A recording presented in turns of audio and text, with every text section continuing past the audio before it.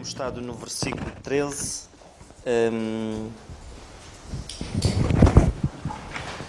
E vamos ler do versículo 1 ao versículo 15. E eu vou ler. E a palavra do Senhor diz-nos assim: Paulo, apóstolo de Jesus Cristo, pela vontade de Deus, e o irmão Timóteo, aos santos e irmãos fiéis em Cristo, que estão em Colossos, graças a vós e paz da parte de Deus, nosso Pai, e da do Senhor Jesus Cristo.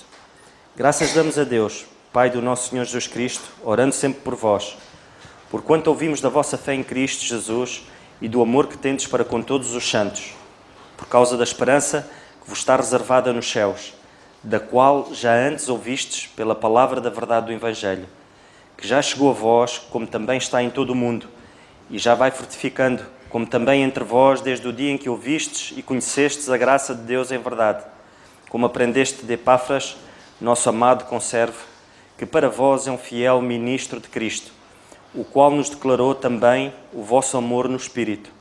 Por esta razão, nós também, desde o dia em que ouvimos, não cessamos de orar por vós e de pedir que sejais cheios do conhecimento da sua vontade, em toda a sabedoria e inteligência espiritual, para que possais andar dignamente diante do Senhor, agradando-lhe em tudo, fortificando em toda a boa obra e crescendo no conhecimento de Deus, corroborados em toda a fortaleza, segundo a força da sua glória, em toda a paciência e longanimidade com gozo, dando graças ao Pai que nos fez idóneos para participar da herança dos santos na luz, o qual nos tirou da potestade das trevas e nos transportou para o reino do Filho do seu amor, em quem temos redenção pelo sangue, a saber, a remissão dos pecados, o qual é a imagem do Deus invisível, o primogênito de toda a criação.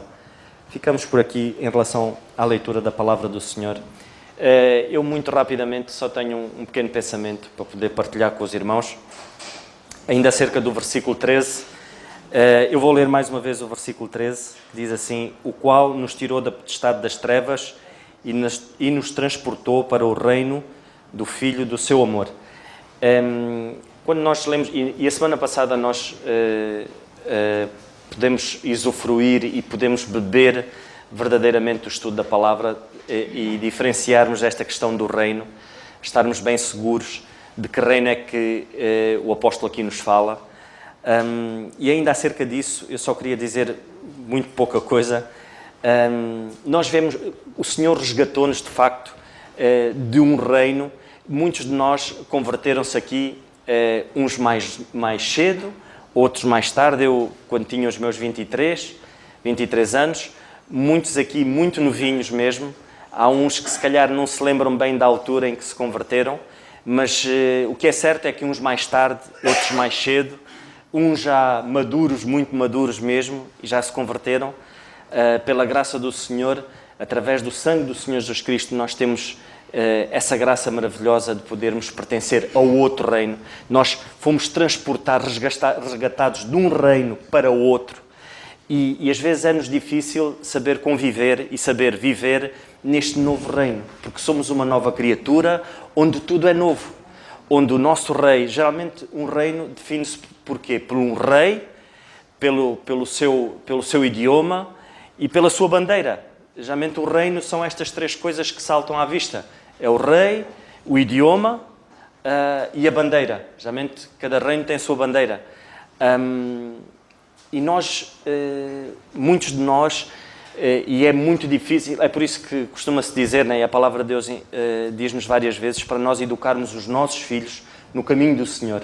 Para quê? Para que eles não possam adquirir ao longo da vida, possam trilhar na vida deles, lá está, costumes de um reino maligno. Quando nós não temos o Senhor Jesus Cristo na nossa vida, nós adquirimos costumes, vícios que pertencem ao outro lado, já não pertencem a este lado. E nós às vezes transportamos mesmo assim isso em nós, e isso às vezes vem ao de cima na nossa vida. E nós vemos do outro lado, do reino das trevas, o qual o Senhor nos resgatou, onde nós éramos despojos, o Senhor chegou ali e tirou-nos completamente destruindo essa barreira que existia. Só Ele fez isso, pela sua graça.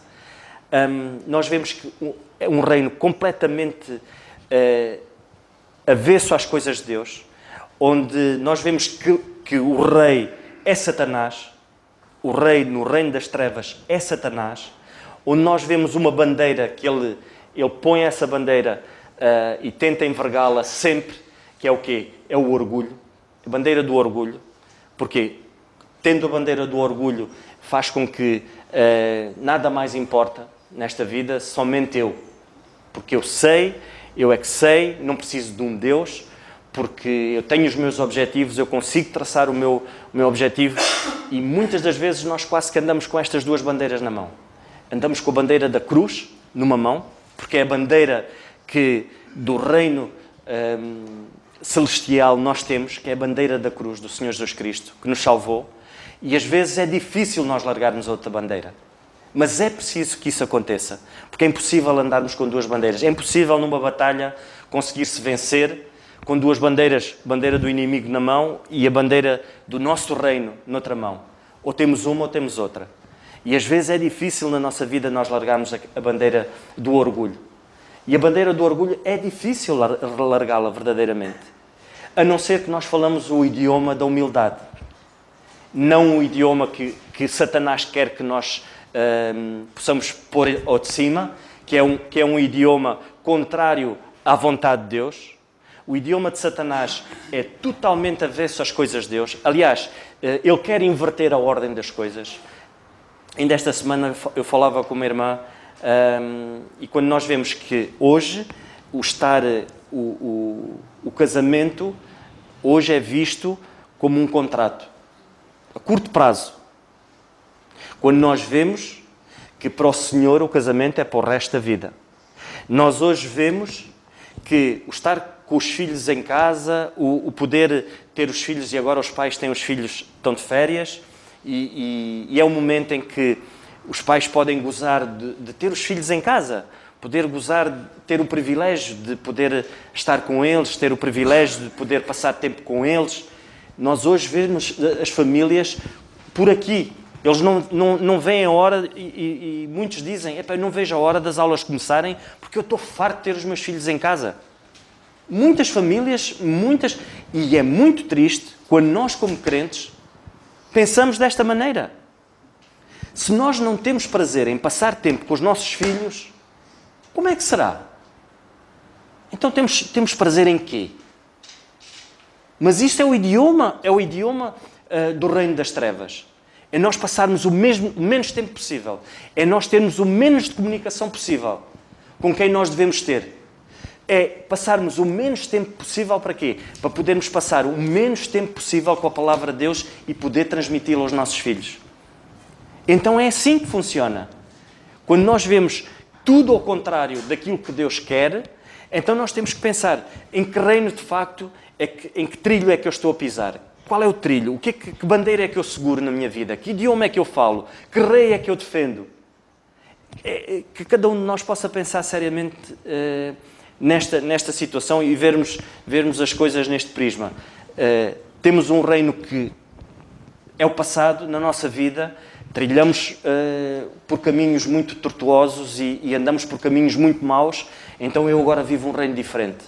Vivo um rei que se preocupa comigo, que morreu por mim, e que quer que eu ande segundo a vontade dele. Então, vamos ver o que é que esse reino, vamos ver que bandeira é que é essa, como é gostoso pegar nessa bandeira. E nós vemos que antigamente, quem tinha a bandeira e nas batalhas, agora não, mas naquelas batalhas antigamente, a bandeira ia sempre à frente. Quando um tombava, o outro pegava na bandeira e a bandeira nunca podia cair. E é assim como filhos de Deus que nós temos, se nós deixamos cair a bandeira dentro da igreja, é muito complicado. Que não seja assim, irmãos. Que a nossa bandeira, que é a cruz do Senhor, a cruz no Calvário pelo qual nós hoje estamos aqui, pela graça de Deus, que possa estar sempre erguida nos nossos lares, possa estar sempre erguida no nosso trabalho, onde quer que nós possamos andar, que os outros possam ver a diferença nisso. Que os outros possam ver a diferença no nosso idioma, na nossa maneira como vemos as coisas. Quantas vezes o egoísmo toma conta de nós? Quantas vezes a inveja toma conta de nós? Quantas vezes a maldicência toma conta de nós? Tudo ao contrário daquilo que o Senhor quer. Que os frutos do Espírito possam abundar na nossa vida e que as obras da carne nós possamos cada vez mais pisá-las e abafá-las de tal ordem que a nossa vida possa de facto ser um espelho e uma luz para os outros. Que o Senhor nos ajude. Eu vou passar a palavra ao nosso irmão Carlos ou alguém que... Dário.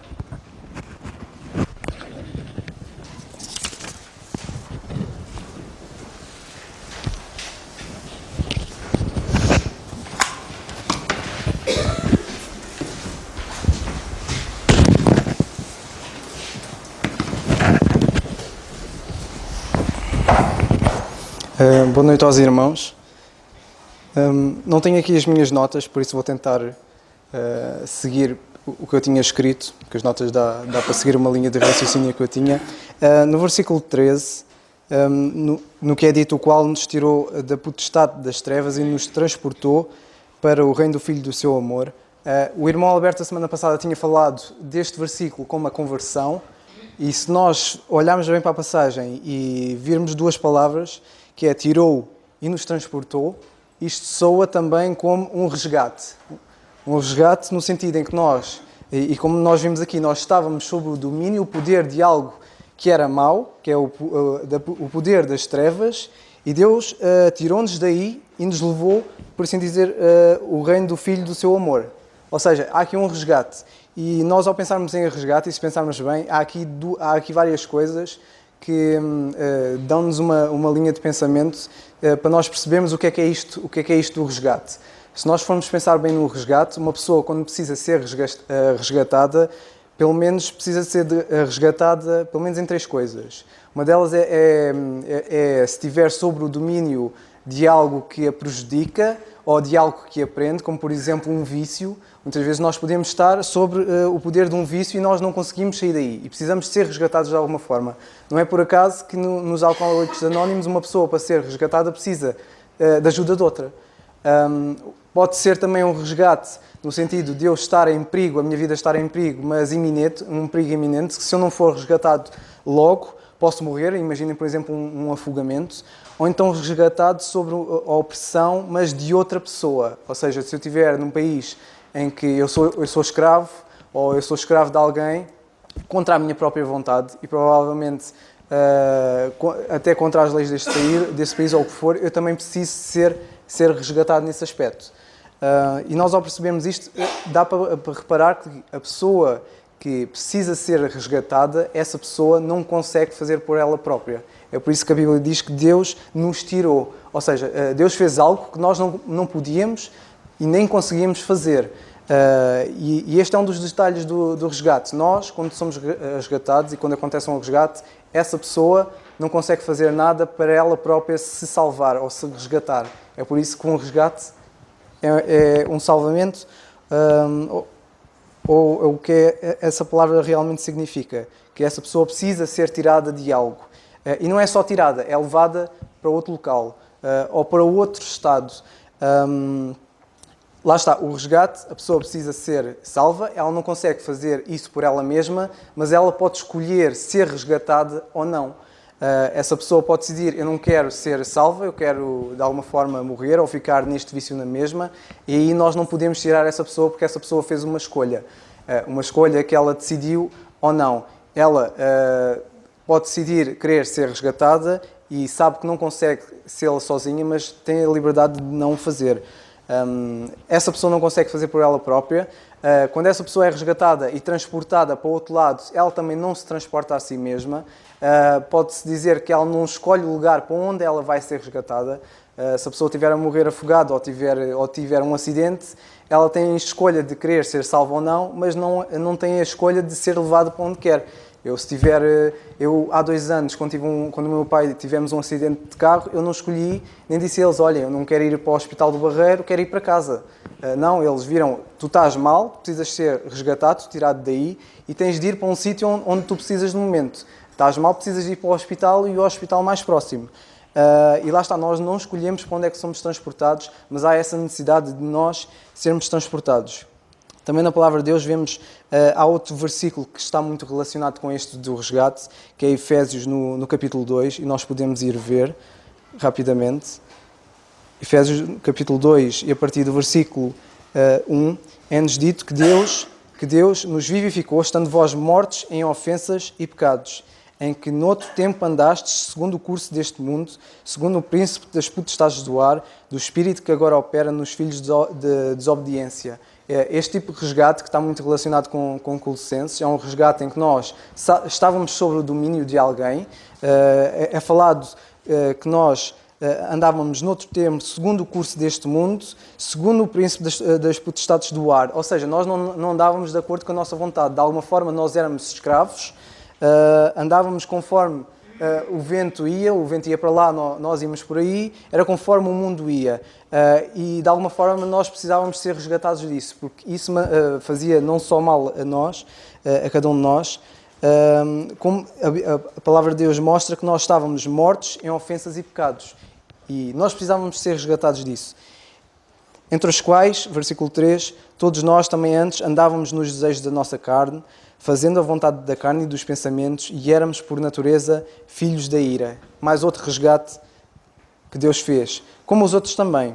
Mas notem agora, mas Deus, que é riquíssimo em misericórdia, pelo seu muito amor com que nos amou, estando nós ainda mortos em nossas ofensas, nos vivificou juntamente com Cristo. Pela graça sois salvos. E nos ressuscitou juntamente com Ele e nos fez assentar nos lugares celestiais em Cristo Jesus, para mostrar nos séculos vindouros as abundantes riquezas da sua graça, pela sua benignidade para connosco em Cristo Jesus. Porque pela graça sois salvos, por meio da fé, isto não vem de vós, é dom de Deus. Nós, se repararmos também, Deus, que é riquíssimo em misericórdia, pelo seu muito amor com que nos amou, Deus deu-nos algo que nós não merecíamos, como já vimos, que é misericórdia. E Deus, ao fazer isso, mostra-nos que nós não só não conseguimos ser, de alguma forma, salvar-nos, como também não merecíamos. Pelo facto do homem ter rejeitado a Deus, e houve há uns tempos que estava a discutir mais um irmão, Miguel, se não me engano, e mais alguém, da razão porque é que Satanás não poderia, de alguma forma, ser salvo. Já não me lembro se era com o Carlos também. Porque é que Satanás não podia ser salvo, mas nós sim. Foi contigo, não foi? Penso que sim. Não? Não te lembras? Então foi contigo, Carlos. Acho que sim. Porque é que Satanás não poderia ser salvo, mas nós sim. E a conclusão que chegámos é que Satanás escolheu livremente, de alguma forma, escolheu livremente e orgulhou-se da sua rebelião contra Deus e ele querer ser igual a Deus. No entanto, nunca aconteceu ao homem, é exatamente ao contrário. Quando a Eva diz que... quando Deus pergunta a Eva porque é que ela fez aquilo, porque é que ela comeu da árvore do conhecimento do bem e do mal, ela diz que foi enganada. É verdade que ambos sabiam que não podiam comer daquilo, mas eles foram enganados no aspecto em que Satanás tentou-os, de alguma forma, tentou-os a desejarem o mesmo que ele desejava, o mesmo que ele queria, ou seja, serem iguais a Deus. Eles sabiam que era errado, mas eles começaram a olhar para aquela árvore de uma maneira diferente. Eles sabiam que era errado, mas sabiam, Deus se calhar está a fazer aquilo porque Ele quer me enganar, está-me a enganar de alguma forma. E foram por aquela ambição de quererem o mesmo, mas eles foram enganados nesse aspecto. E é por isso que nós somos salvos, porque nós, de alguma forma, fomos enganados e sabemos que Adão pecou e condenou todos nós que aqui estamos. E Deus deu-nos esta liberdade. Deus foi misericordioso, porque nós não escolhemos, no sentido em que não tínhamos... lá está, nós não fomos uma escolha deliberada, no sentido em que Deus não nos pôs uma tentação, não estávamos no mesmo patamar em que Satanás estava. E é por isso que nós podemos ser salvos, porque nós fomos enganados e foi-nos imposto, de certa forma, um desejo que o homem, cada um não tinha. E Deus, misericordioso, riquíssimo em misericórdia e pelo seu amor com que nos amou, nos resgatou e tirou-nos não só do pecado, mas também da ira, em que a palavra de Deus diz que nós estávamos debaixo da ira, mas Deus tirou-nos disso tudo, nos vivificou porque andávamos mortos, e perante tudo isto, perante este resgate que nós não merecemos, nem conseguimos fazê-lo, mas Deus, na sua misericórdia e amor, mostrou graça para connosco. E a pergunta que fica é, nós, ao sabermos isto, que Deus fez um resgate para nós, fez tudo isto, que atitude é que nós devemos tomar? E simplesmente o versículo anterior dá-nos a resposta, que é dando graças ao Pai. Simplesmente nós, tendo noção deste resgate, o que podemos fazer hoje, não podemos fazer nada para compensar, não podemos fazer nada para, de alguma forma, agradecer ou mostrar agradecimento, no sentido, eu vou servir-te, Deus, que é para mostrar-te que eu sou agradecido. Não, simplesmente o que devemos fazer e ter a noção disto é que devemos dar graças. E esta é mais uma razão para darmos graças. Que o Senhor nos abençoe.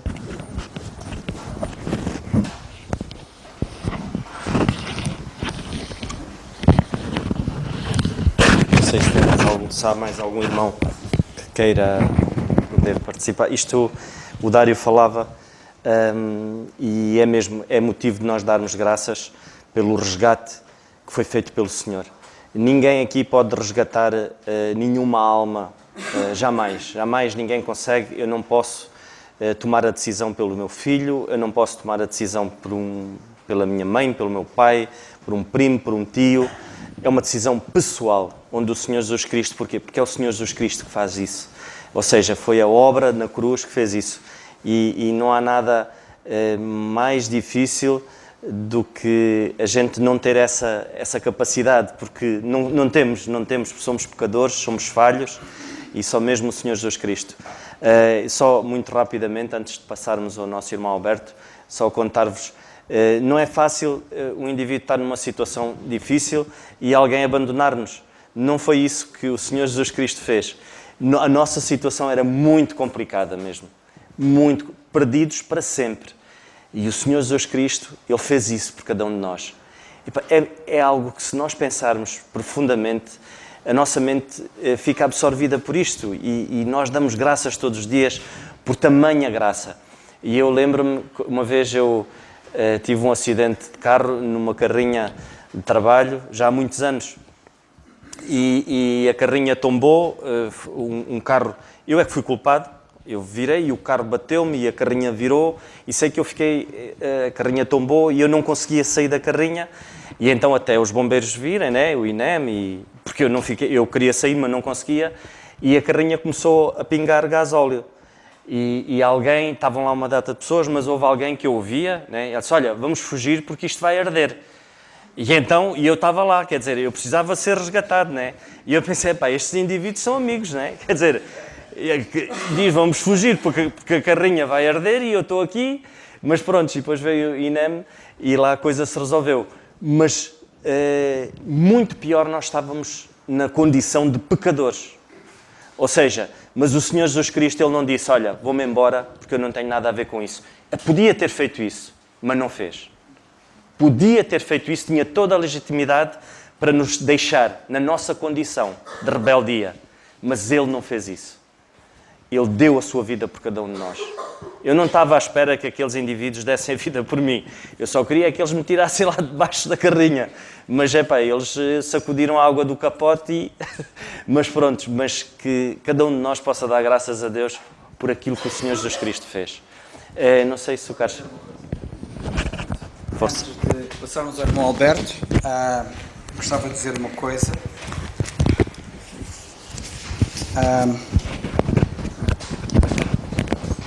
Aliás, eu tenho uma pequena nota do irmão Alberto para dizer antes de lhe passarmos a palavra, que eu já vou ler. De qualquer das maneiras, o que eu queria dizer era o seguinte.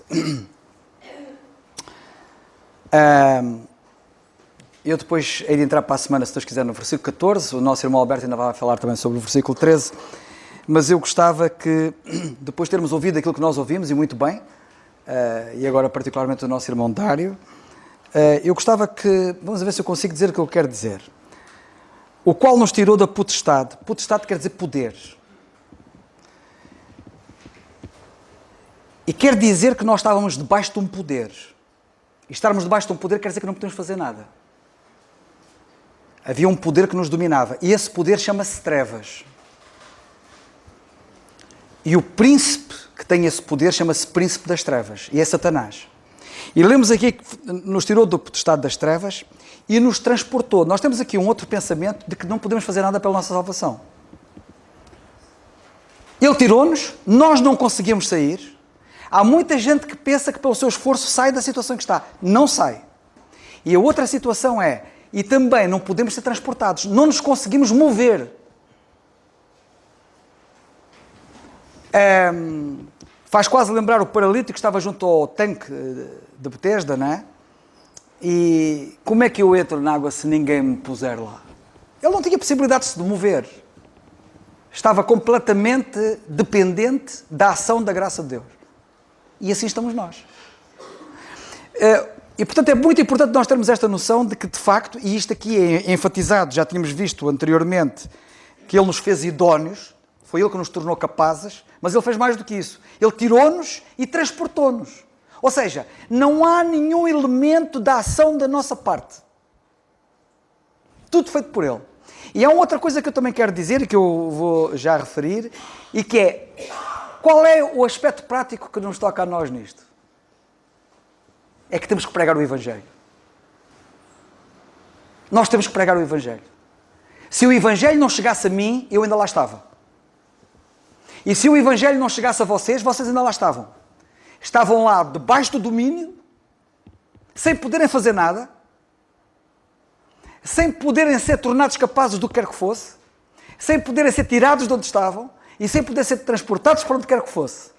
Porque quem faz tudo isto é Deus. Outra coisa que eu queria chamar a vossa atenção, e eu já vou, com base na Bíblia, referir isso, era o seguinte.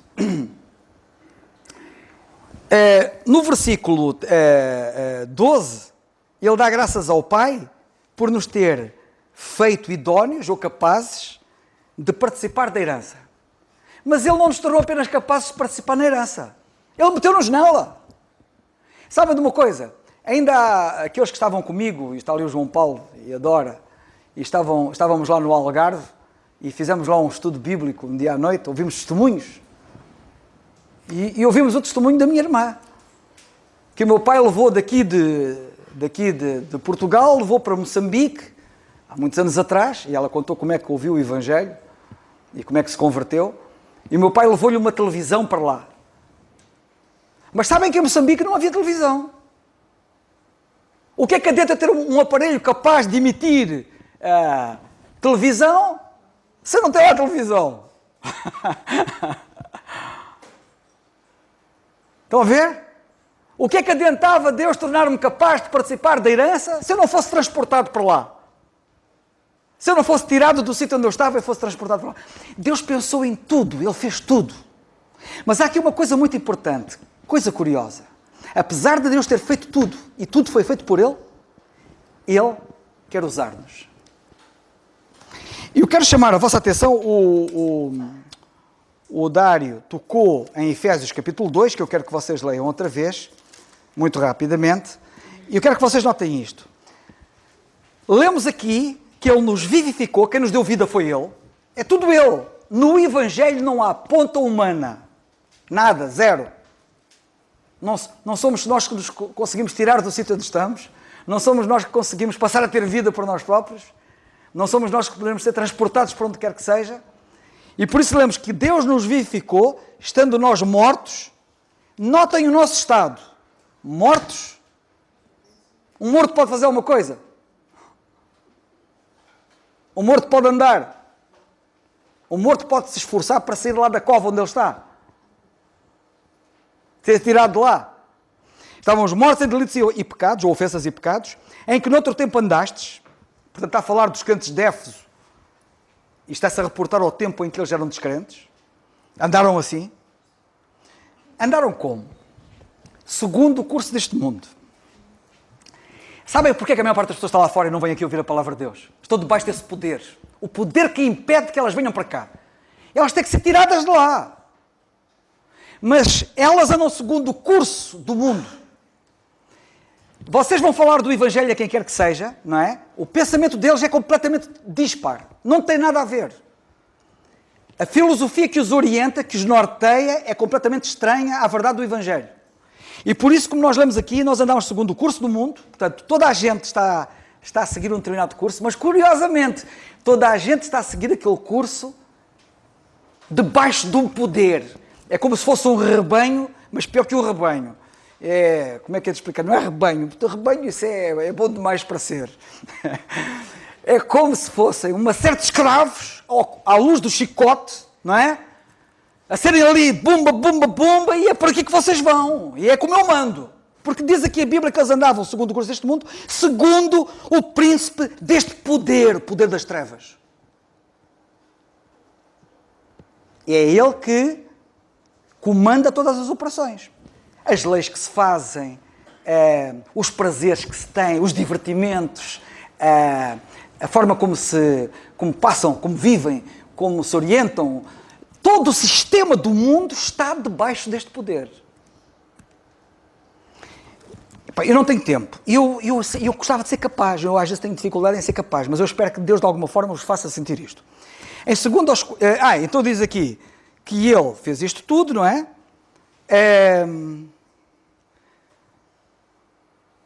E depois éramos por natureza filhos da ira, no meio disto tudo. Reparem o quadro em que a coisa está. Mas vamos à segunda carta aos Coríntios, capítulo 4, que era aqui que eu queria chegar, e que diz assim...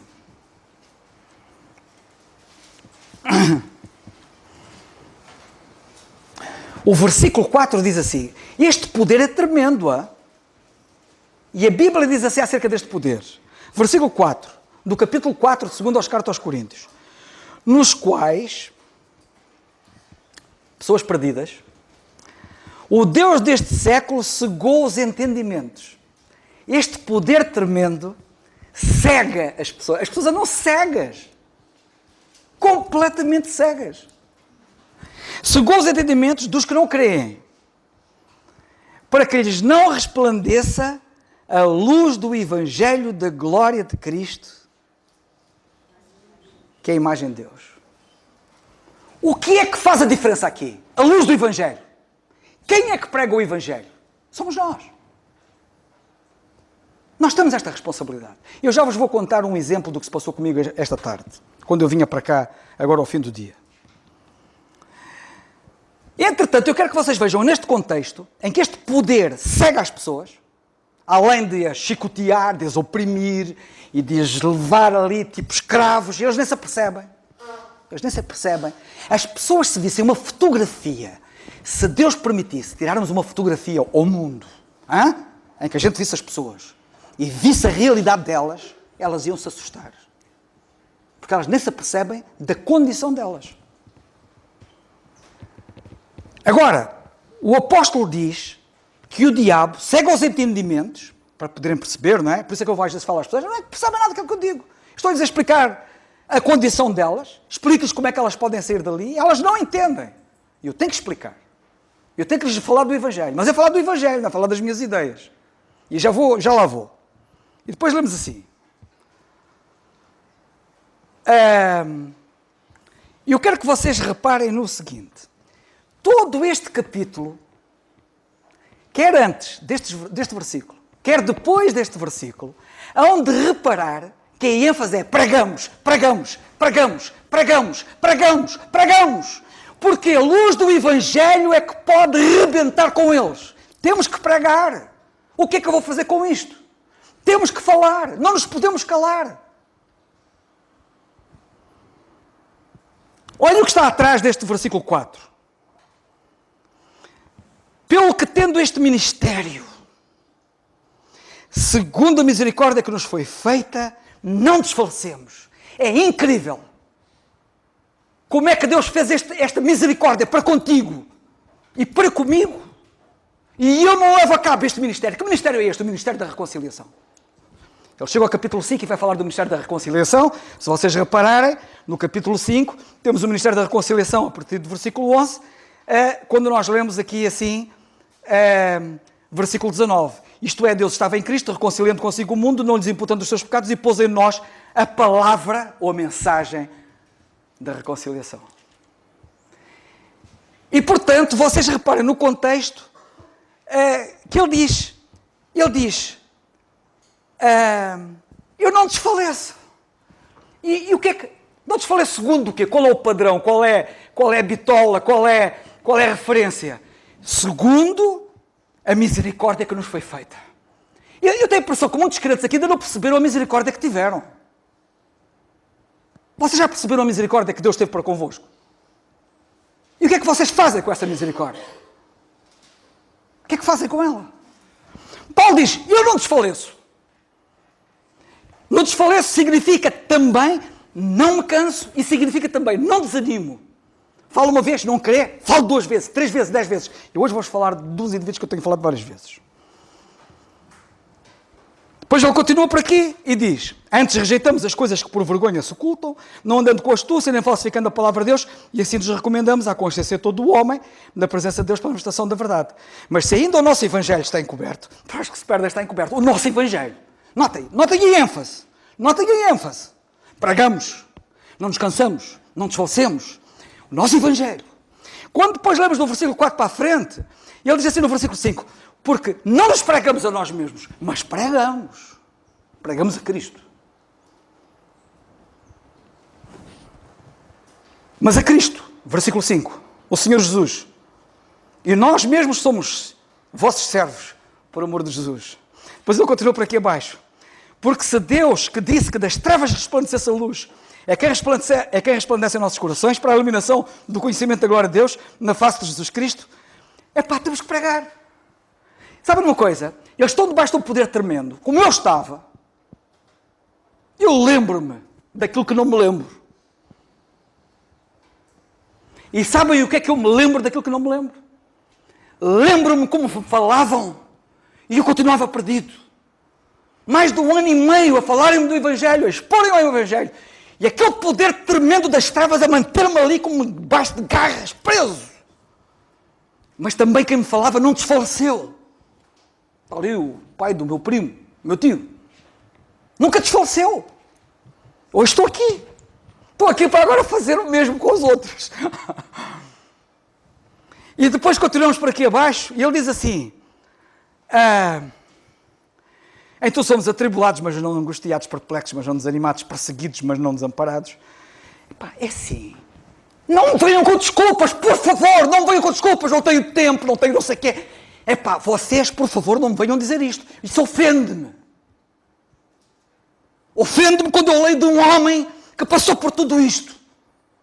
E isto não o impediu de pregar o Evangelho. E ele continua, e sabem, não quer? Ele diz assim, tal, não vou ler, porque está aqui isto é muito denso e pesado, aquilo que ele diz, que lhe aconteceu e que lhe acontecia.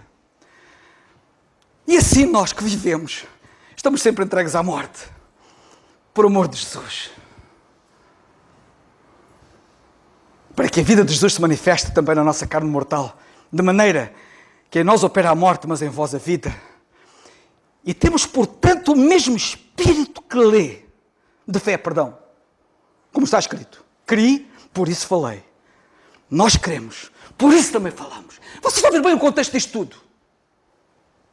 A Bíblia é uma coisa maravilhosa. A gente pode ler, como estamos a estudar, microscopicamente, palavra por palavra, tal. Temos procurado sempre nunca perder o contexto. Mas é importante a gente pega numa coisa destas que nunca vocês tinham percebido. E quando leem ali da luz do Evangelho a resplandecer nos perdidos, que o diabo cega os entendimentos, a importância de nós falarmos e de criei, por isso falei, não desfaleço e vou para a frente, custo custar, nem que esteja a morrer, nem que me persigam, nem que não sei o quê. Estou focado nisto. Vocês estão focados nisso? Vou terminar porque era só mesmo uma coisinha curtinha. Eu hoje vinha, como sempre, pela graça de Deus, na vedeta, e mais uma vez quis o Senhor que mais uma vez aquelas almas ouvissem o Evangelho. E dou graças a Deus porque o comandante que me acompanha, ele abre o meu caminho e chama os subordinados, venham cá, para vocês ouvirem. É mesmo assim, por outras palavras. Eu até não me custa nada. É assim, olha, toma lá e fala, pronto. E já agora fala para mim também.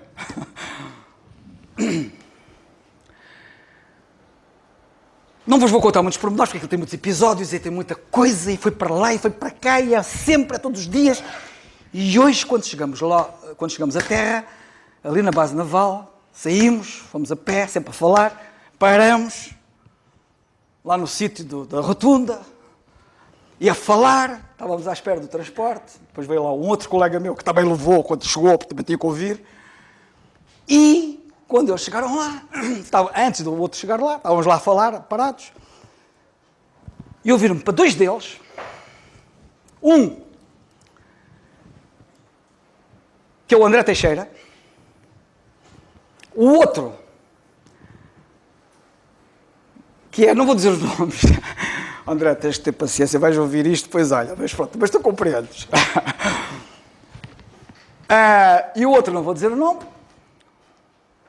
profundamente católico, de Fátima, fez o curso de acólito, vive em Fátima, tenho falado com ele, muito aberto, muito receptivo, ouve, pensa, inteligente, e ter chegado às suas conclusões, e vê perfeitamente, claramente a verdade do Evangelho, dispar do que se passa na religião,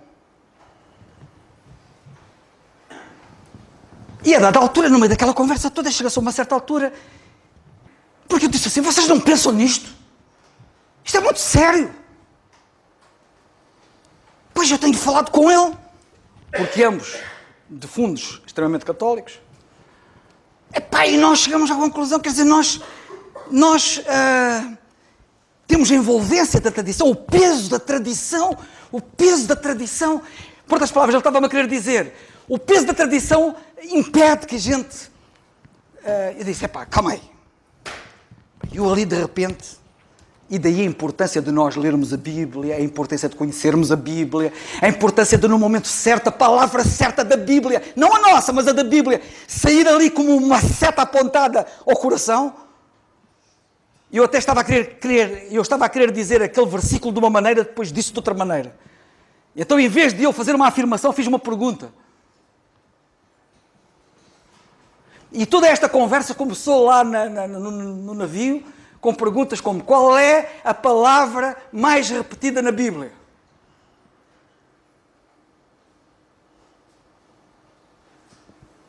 Perguntou um deles. E eu disse, mais importante saberes qual é a palavra mais importante da Bíblia, é saberes qual é o tema da Bíblia.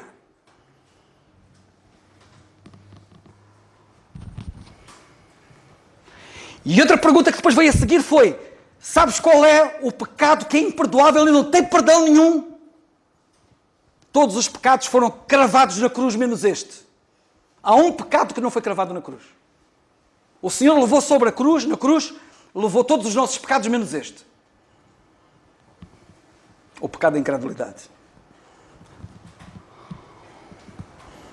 E foi aí. Qual é a vossa situação?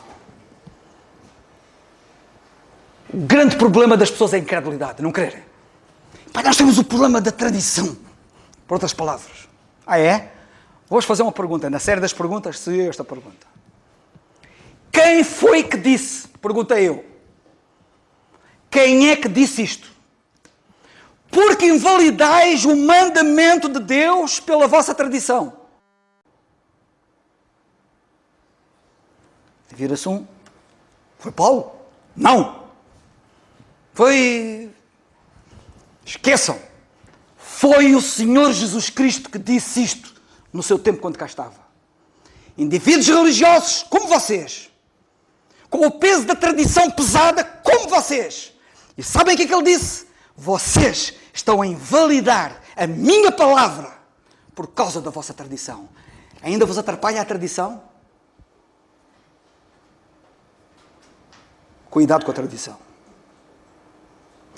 O que eu quero dizer é o seguinte, e por isso é que eu falei nisto. Cita-lhes a Bíblia. Cita-lhes a palavra de Deus. A palavra de Deus é que é semente. A semente tem vida em si. E foi essa semente que, entrando no meu coração, trouxe uma vida que eu não tinha. E hoje estou aqui, pela graça de Deus. E é esta semente que também pode trazer vida àqueles corações. É a luz do Evangelho. É a palavra sendo anunciada, é a palavra sendo disseminada, é a palavra sendo lançada naqueles corações.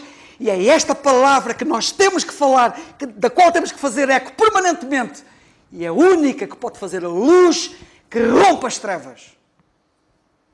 Sabe de uma coisa? Paulo, fecha as luzes completamente, faz favor. Quem é que venceu? As trevas ou a luz? Acenda as luzes, faz favor. As trevas não apagam a luz é que apaga as trevas. Quer dizer, não é apaga, mas pronto, se perceberam. Isto pode estar tudo escuro, eu ponho aqui uma vela acesa e as trevas vão-se.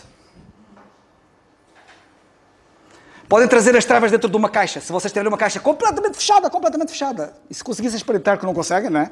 Vou espreitar, tudo escuro, lá na caixa, certo? Abram a caixa, a ver se fica tudo escuro. Não fica.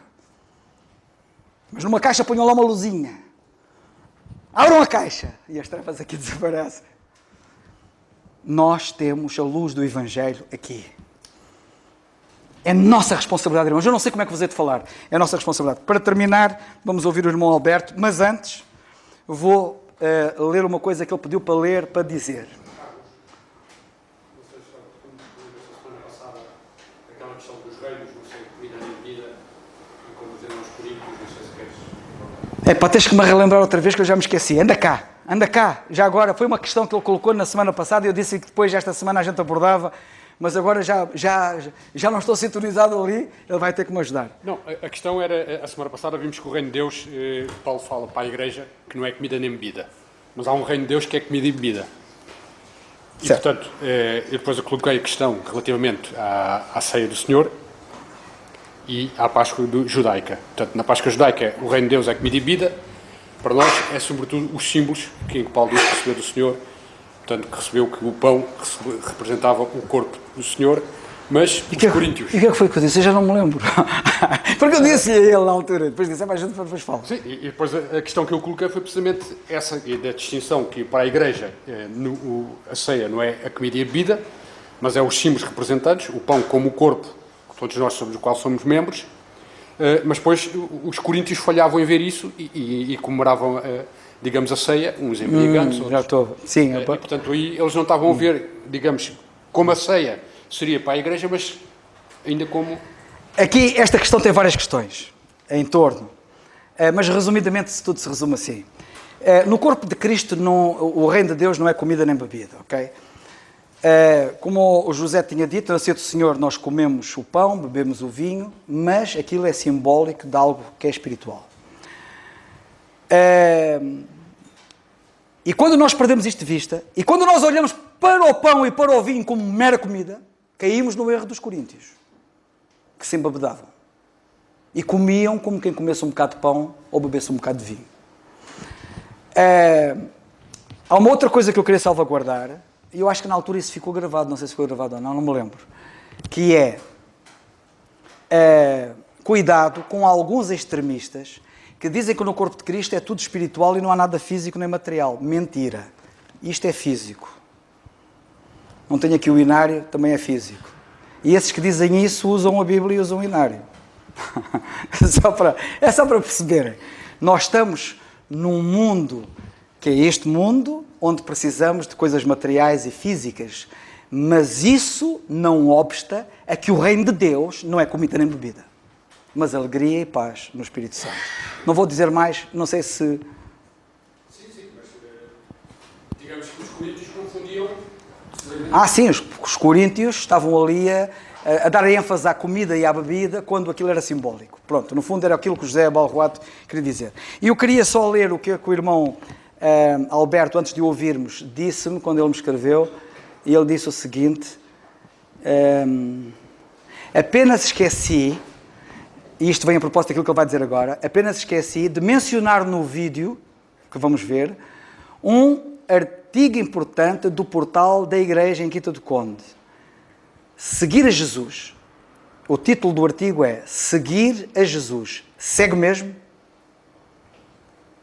De John Lavier, que usei nessa mensagem. Por gentileza, se achar pertinente mencionar no dia, que é hoje, agora, agradeço. Forte abraço. E, portanto, está feita a salvaguarda e vamos ouvir aquilo que ele tem a dizer. Um abraço para o irmão Alberto. Graças a Deus por mais esse encontro, esse estudo bíblico e por você, da Igreja Quinta do Conde, que se interessa pela Bíblia Isso demonstra o amor de Deus. Colossenses capítulo 1, verso 13, a parte final eu quero destacar. A palavra transportou, filho do seu amor, e ainda perguntar, como seguir a Jesus? O filho é objeto deste amor. A natureza do reino mostra exatamente isto. O reino é dado ao filho, conforme Salmos, capítulo 2, do verso 7 até o verso 8. A expressão filho do seu amor, aqui no verso 13 de Colossenses capítulo 1, demonstra também, em outras partes do Evangelho. Mateus 3, verso 17 é o batismo de Jesus, e Deus declarou o amor ao Filho. Capítulo 17 de Mateus, no verso 5, também fala deste amor, quando Deus declara o amor ao Filho, e isso valoriza demais a salvação obtida. É verdade que o amor é a essência do Filho, assim também como é a essência do Pai. E este amor é revelado na missão de Jesus quando ele andou aqui encarnado. O Deus feito homem. O Filho, na expressão, Paulo já quer ensinar ou destacar que não são anjos inferiores ou emanações divinas ou outras entidades que os gnósticos ensinavam a esta igreja em Colossos, mas mostrando a importância e o grau de igualdade entre o Pai e o Filho, Jesus.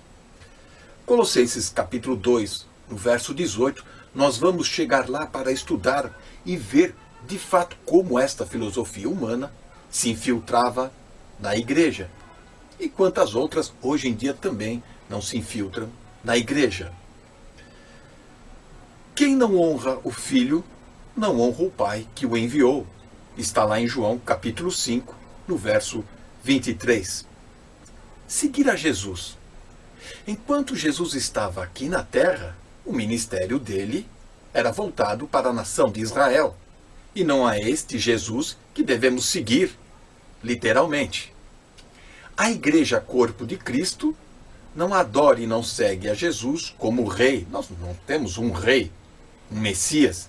O rei e o Messias é para uma nação, Israel. Esta era a mensagem do Evangelho do Reino. O Evangelho da Graça diz assim em Romanos 15, verso 8. Jesus Cristo foi ministro da circuncisão por causa da verdade de Deus, para que confirmasse as promessas feitas aos pais.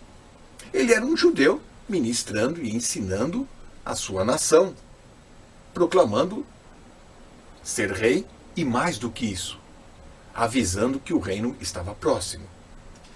Agora, devido a Israel ter rejeitado o seu rei, Jesus volta à glória.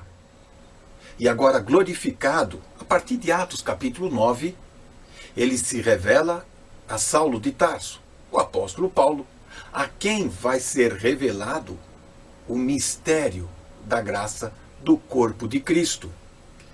Assim sendo, nós agora não devemos seguir Jesus na sua humilhação terrena. Um homem que cansava, tinha sede, comia com os pecadores e amava e curava, e muitas outras coisas que sabemos e conhecemos. Como Messias de Israel, não devemos mais segui-lo desta forma. Mas, como Paulo revelou nas suas cartas, agora glorificado à direita, sentado à direita de Deus Pai, é o que nós temos que conhecer. Primeira carta aos Coríntios, capítulo 11, no verso 1, diz assim: se queremos seguir a Cristo, temos que obedecer esta passagem, sede meus imitadores, como também eu de Cristo Jesus. Transportou, outra palavra que devemos destacar. Metestesten, uma palavra grega, antiga, que quer dizer ser transportado com segurança, deportado como se fosse uma nação inteira. Há um exemplo na segunda carta, no segundo livro de Reis, capítulo 17, no verso 5, que diz exatamente como uma nação inteira era transportada, com segurança. Isso nos revela algo importante do que Cristo faz em nossa vida, em nossas vidas.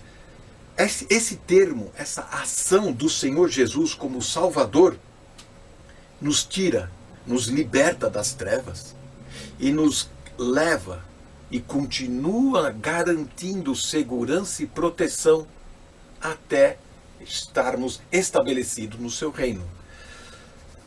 Parafraseando este versículo de Colossenses 1,13, podemos ter assim: que nos libertou do regime da tirania das trevas e nos transferiu para o reino do Filho do seu amor. A qualidade desse reino é o amor, a paz, a alegria. E termino destacando Filipenses capítulo 1, verso 6. Tendo por certo isto mesmo, que aquele que em vós começou a boa obra, a aperfeiçoará até o dia de Jesus Cristo. Aquele que começou a obra de salvação, na conversão, continua trabalhando em nossas vidas, em nosso coração. Que Deus nos abençoe.